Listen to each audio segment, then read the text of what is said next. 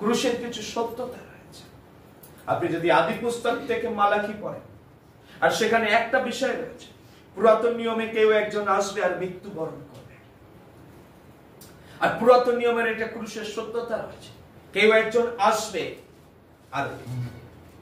আর মারা যাবে। আপনি যদি আদি পুস্তক 22 অধ্যায় পড়েন, আর সেখানে আমরা আব্রাহামকে পাই, পিতা তার সন্তানকে নিয়ে যাচ্ছিল বলির জন্য। যদি আপনি নতুন নিয়মে দেখেন, পিতা তার পুত্রকে বলির জন্য পাঠিয়েছেন। আপনি যদি পুরাতন নিয়মে দেখেন, আব্রাহামের পুত্র ইসাক গর্দভ শাবকে নিয়ে তারা প্রভু যীশু খ্রিস্টকে যদি দেখেন, বলির আগের সপ্তাহ মেষ শাবকের উপরে, গর্দভ শাবকের উপরে বসে সে এসেছিলেন।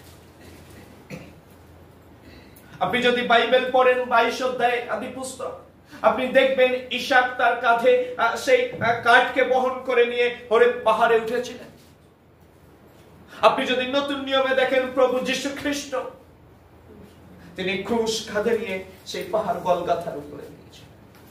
আপনি যদি দেখেন, আপনি যদি আদি পুস্তক থেকে প্রত্যেকটা বিষয় প্রকাশ করেন, পুরাতন নিয়মে কেউ একজন আসবে আর মারা যাবে, কিন্তু আপনি মথি থেকে প্রকাশিত বাক্য আপনি যদি নতুন নিয়মে দেখেন, সেখানে দেখতে পাবেন ক্রুশে মৃত্যুবরণ করেছে, কবর হয়েছে, আবার জীবিত হয়েছে। খ্রিস্টের প্রিয়, এটাই ক্রুশের সত্যতা।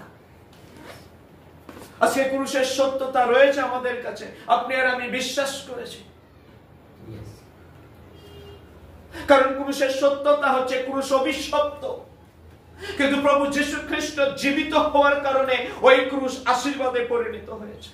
আজকে আপনি আর আমি অভিশিপ্ত ছিলাম, অভিশাপ আমাদের জীবনে ছিল, কিন্তু যখন আমরা ক্রুশের সামনে আসি, আমাদের জীবন পরিবর্তন হয় প্রভু যীশুর নামে। হালেলুয়া।